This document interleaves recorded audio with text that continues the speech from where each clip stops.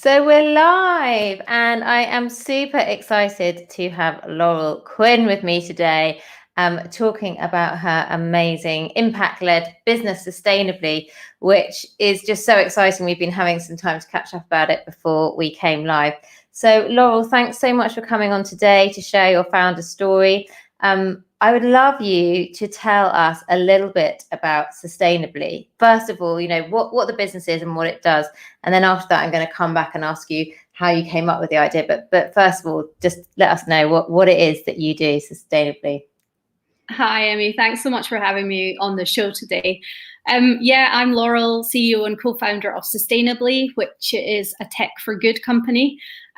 We've created an app that enables you to give to good causes as part of everyday life and track your impact. So with Sustainably, you can connect your bank card, any bank, and every time you use your card or connected device or Apple Pay, whatever's connected to that card, we microdonate your spare change to that cause. So you can protect the ocean, the rainforest, help people who are homeless, anything that you want, you can do with your spare change every day. And you can also give in other ways. But with Sustainably, it's all about giving on your own terms. So you get to give with privacy, transparency, and control. So we don't share your details. You never get hassled to give more. You can pause it or change it whenever you like. And you can see all your impact over time. So yeah, it's a simple way for you to have a positive impact. And we call it change the world every time you shop, essentially. I love that. And you know what's really important actually that you just said is like, it's on our terms, because I think, sometimes we might sign up to donate to a charity and then we might decide we want to, donate to a different charity. And I think in the past, when you're committed to that charity, sometimes, I don't know, you feel beholden to them, or you feel like you can't change, or that you're on their database, and you get contacted by them. So I suppose this is just a lovely way, isn't it, that you could say, whatever it is, you could change your charity every month. You could, or if you feel particularly passionate about something, you could commit to it for a year or a long time. Yeah, absolutely. And with everything, on your mobile, from your music to your every single app, there isn't a single place for your impact. And that's kind of what we're trying to do at Sustainably, to really have that one place where you can track your impact over time. And we're building a business platform that will integrate into the app so that when you shop somewhere, you will be able to see that that retailer has given to your cause, and that your employer will be able to give as well. That's really important, isn't it? Because I know, when I was working in one of the big corporates, like I could do a donation and then my employer would match it, and it was amazing. And I suppose what you're saying then is I could track all of that in my app and see what I've donated plus what my employer has donated on behalf. Yeah. And for brands, it's really simple for them because it gives them really high visibility. The individuals can see what the brand is doing, and it's hyper localizing and personalizing their social responsibility at scale to what their customers and employees actually care about. And for us, obviously, the business is kind of very data driven. It's all about being able to understand your impact. And for an individual, that's really a great thing, to be able to see the impact that you're having. And then for businesses, they get to understand the impact of them as a brand, but also the impact of their wider community. Amazing. So I was kind of thinking a couple of things. Like, first of all, how did you come up with this idea? Because I love it, but it's kind of like, I think, wow, that's such a good idea. Why didn't I think of that? But you came up with this idea, and it's quite not complicated, is it? But there's lots of people, it's involving lots of different parties, and that's what works. You've got the employers, you've got the consumer, you've got the charities, and you've got the retailers, and you're essentially helping all of them. Yeah. I was working in an investment company as head of digital marketing and digital strategy. And I had actually helped that company scale from 6 to 30 countries in 10 years. And it was then became a FTSE 100. So it was quite a rapid scaling journey. And at that point, I was advising the board on digital transformation. So looking at loads of different technology that we could bring in across the business, not just in marketing, but in the investment team and the HR team, kind of just generally across the whole business. And at the time, I was inspired by Acorns Investing, which rounded up your spare change to your investment portfolio, and things like Tom's Shoes. When you buy something, it does something good, and things like Pokemon Go gamification, when using augmented reality and all that kind of stuff. So there was lots of different things, but my co-founder is also my daughter. I know, I love that. That is so amazing. I love that. Yeah, and she was working in ethical retail, so she was making her home all eco, organic, and really kind of got me thinking about, should I kind of be thinking about something else? So I started writing this business plan in my spare time. The kitchen wall became a post-it wall, and then Ashel got involved and ended up creating designs for the app, and we applied to get into an accelerator, and it just kind of went from there. Yeah, so I was going to ask you about that. How did you get it off the ground with funding? I saw that you'd been interviewed by Richard Branson, so I was thinking, did you get a Virgin Startup loan? And can you talk me through the sort of getting off the ground with the funding and the accelerators and that kind of stuff? Yeah, we initially went into Entrepreneurial Spark, which was part of the RBS NatWest. It was an RBS NatWest accelerator. And we thought, we'll get all the transaction data, we'll get this built in 6 months. It kind of didn't really work out like that. And we launched our beta actually the next year, connected to Monzo Bank, which was really great for us. The way that we built it, because we did try going around all the meetups and asking like for CTOs who wants to come and join our team, blah, blah, blah, all the tech meetups. Yeah. But we actually got funding from Virgin Startup and some innovation grant funding on top of that, which enabled us to build our first version of Sustainably, which went on to win Top 10 Virgin Startup Best of Show at Finovate in New York. And that beta version enabled us to attract the investors the following year. So we got the co-founder of Skyscanner, the former EVP of marketing at Warner Brothers, and we won the Creator Awards in London. That enabled us to build a scalable version of the platform, which is now connected to 17 UK banks, and we're now supporting over 40 good causes. Amazing. So was it difficult to get the banks on board? I mean, Monzo, so they were the first bank, and presumably because I don't know, like I was just raving on about Starling the other day as well. Like I just find like, are they just more open to these kind of things? Was it easy to get someone like Monzo on board and then the other banks followed? Yeah, so when we did the Monzo beta, Monzo had an open API that fintechs could use to create products and services. Since then, new regulation has come out that you need an FCA license to use the banking APIs. And we're using an API aggregator called TrueLayer for the connection to the bank transaction data, which is totally secure, all bank level security. And it's all, from our perspective, done just for the Roundups product, app to app. You just connect your card and it's really simple. And yeah, so that's kind of how we're connected to all the banks, but we do have an FCA license in order to do that now. So that's one of the sort of requirements. Did you have to go and do the sort of deals with all the different banks, or did you just click into this API? You just connect with this API and it's automatic?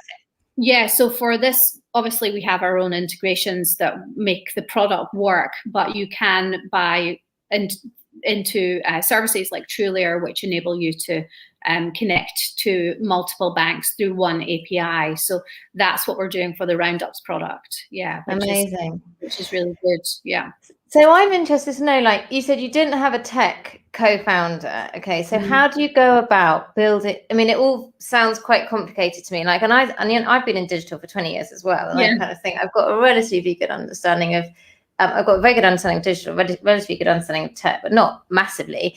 But it feels like a really complicated thing to build. So how did you go about doing that, building an app when you don't have a tech co-founder? We were really super lucky that we were introduced to a small studio that were able to create beta versions of our product kind of at the outset for us. And that was the one that we used for the Monzo beta, which was kind of really great for us to test and learn from that. And then when we secured our funding, we then actually brought in a CTO and re-architected the product for scale at that point. And we were super lucky enough to get our CTO was the head of technology architecture at RBS NatWest. Like that is just amazing. And we worked with the supercomputing team at Edinburgh Uni, who have like just immense capabilities, but they helped us build the scalable version of the platform that we have currently. So we kind of took that beta version and then rebuilt it in a scalable for scale, basically, for the version that we're in now. But yeah, it definitely requires expertise that we didn't have, so we knew we had to get expertise in the team, and now we've got a team of engineers and our CTO as well. So that's kind of, that is the way to do it. You cannot build it yourself. And I suppose that's like an ideal job for them, isn't it? Because, you know, they're using all their skill set, but they're doing good as well and working on a project that's like giving back. So yeah, and that's a really good thing for us, because we have only recruited people. Actually, we brought in an engineer recently who who travelled up the whole length of the country to come and work with us in Edinburgh. But we've only got people through our network, and really that kind of have come. That's where we've got the majority of our people, is because of the mission and the vision and what we're doing. It is a really attractive proposition, and I guess coming at the beginning, where you get to, you know, lay down all the foundations and have a really big input into how the product works is a great time for people to get involved as well. Yeah, amazing. So can you talk me through how you how you've sort of gone about marketing, you know, the app, how you've gone about getting traction? Because obviously you've got to show traction to get investors, haven't you? But I always feel like at those early stages, you've got there's lots of moving balls. Is that the right way to describe it? Moving something. Moving parts. That's it. Yeah, exactly. So we've done a lot of things in terms of getting the charities on board. We attended events. We've kind of done LinkedIn outreach. We've just brought in a growth lead to help us with the sort of process of scaling now, because we have a product that is ready to scale. And yeah, we've done lots of things on, like, from social media, ads, and email campaigns, and kind of everything, you name it. We've done it. PR has been really good for us, raising awareness at events and so on. And then kind of having high profile charities that have joined the platform, like Macmillan, British Heart Foundation, Crisis, you know, all these amazing causes, and most recently the Rainforest Trust, Ocean Generation, things like that. So all of those obviously have huge audiences, and part of our route to market is B2B to C, so giving them assets to help them raise awareness that they are on Sustainably. We've most recently been doing lots of blog content, highlighting the causes that we support, getting interesting brand partnerships involved. So yeah, there's kind of a lot of different things that we've been testing at the moment. So for us, it's all right now about refining what's the channel that works, what's the messaging that works, how can we optimize the process end to end so that we can get more charities through the whole funnel and set up and using it, and creating lots of impact through Sustainably. But yeah, there's a lot that I was going to say, it's really interesting. So one of the things I always talk to my clients about, and I rave on about, is, you know, working with strategic partners who have access to your audience. And I suppose the charities, you're helping them, but they also have massive audiences who want to support them. And you know, once they've signed up to sustainability through that charity, they've then got the app and they are a user. So that's a great way, isn't it, to acquire customers through these charities, because they trust, you know, the charities are trusted partners. So if they're recommending sustainability, then sorry, not sustainability. Then it makes sense. Yeah, absolutely. Yeah, and it's kind of really, from our perspective, you know, we just want to help them raise awareness and create more impact. That's what we're there for. So yeah, that is a major route to market for us. And then through the banks as well, we're connected to 17 of the UK banks. So we're going to be working alongside some of them to raise awareness to their customers and the businesses that they work with, etc. So yeah, lots of opportunities, lots of exciting partnerships up and coming. So yeah, watch this space. It's amazing. I love it. I love the way there's so many, you know, you're helping so many different people, charities, businesses, and brands and stuff, and it's all interconnected. So Mhm. you met, did you meet Richard Branson? Because I saw a picture of you and your daughter with him. We did. I've met him a couple of times now, and they've been really helpful in terms of raising the awareness of what we're doing, which has been really great over the years. He named us his startup of the year in 2019, which was great as well. But yeah, we've had a really close relationship with them, and they're always there to kind of be helpful and support us on the journey since we got startup loans through Virgin, and then top 10 Virgin startup and all of that. So yeah, I've spoken to quite a few people who've had the Virgin startup loans, and it's amazing, isn't it? The support that you can get. As I'm just kind of thinking, like when I first set up my business, which was sort of 18 years ago or something, it was very different. There weren't all these accelerators and networks and just places to get help and advice. And it's amazing to think that you came up with this great idea, got your Virgin startup loan, got some accelerators and incubators, got funding, and you're off and you're doing something amazing. And of course, there's so much hard work in it, but it feels like there's a lot of support for entrepreneurs and founders. Yeah, and I would definitely agree that the landscape has completely transformed. And even from accessing the Virgin startup loan, you get a mentor for a year, and then even last night I was on a online event where they had some great founders talking about branding and kind of how to kind of create irresistible brands. So there's so much content that you get through accelerators, and there's so much help out there. So yeah, if you have a great idea, go for it.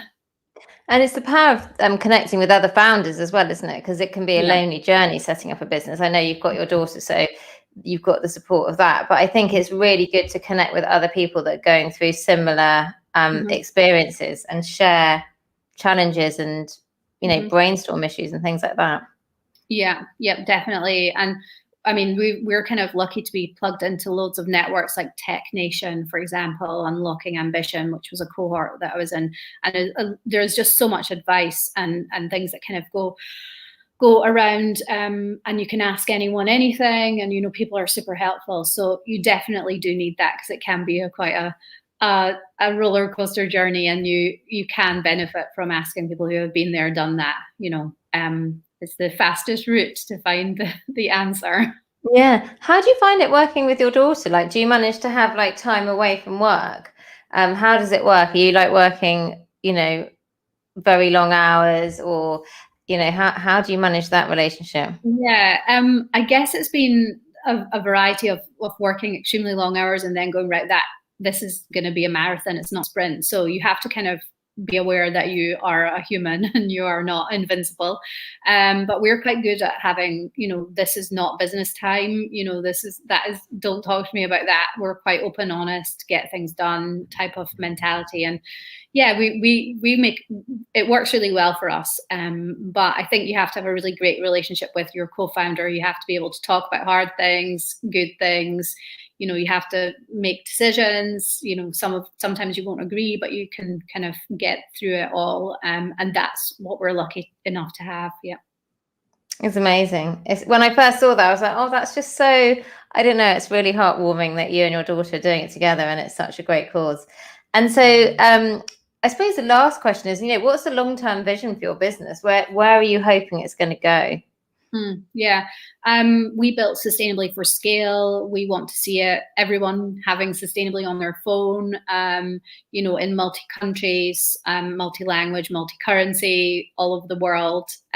People are sustainablying it, it's just something that people do and they use, and everybody can have a positive impact. And we really solve some of the world's major challenges, but also enable people to be part of a community, and do things locally, and just make it super easy for people to have a positive impact as part of everyday life. Love that. I love that. And so is that it? Will you go after have you got sort of target hit list countries to go after, or are you just really focusing on nailing the UK? And, when are you going to start branching out into new territories?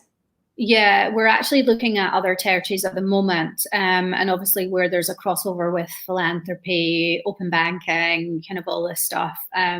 that's more enticing markets where people are already, they care, we're not changing behaviors. Obviously, there's a huge drive towards CSR for corporates, and people want to buy from and work for companies who do good. So that is a global theme. Millennial and Gen Z are the largest generation that give to causes. They care the most, and they actually give the most. So the whole world is changing, and the world is our market. Amazing. I love it. It's going to be everywhere. It is. Thank you so much, Loral, for coming on. It's been amazing to hear about what you're doing, and I can't wait to use Sustainably and start seeing my impact, and also to follow you on your journey and see how it all goes, which I know is going to be incredible, because you've got such a great product and an idea. And congratulations on just getting it to where it is, and for all the hard work. Thanks so much for having me on the show, Emmy. It really is great to catch up with you again. No worries. Thanks so much, Loral.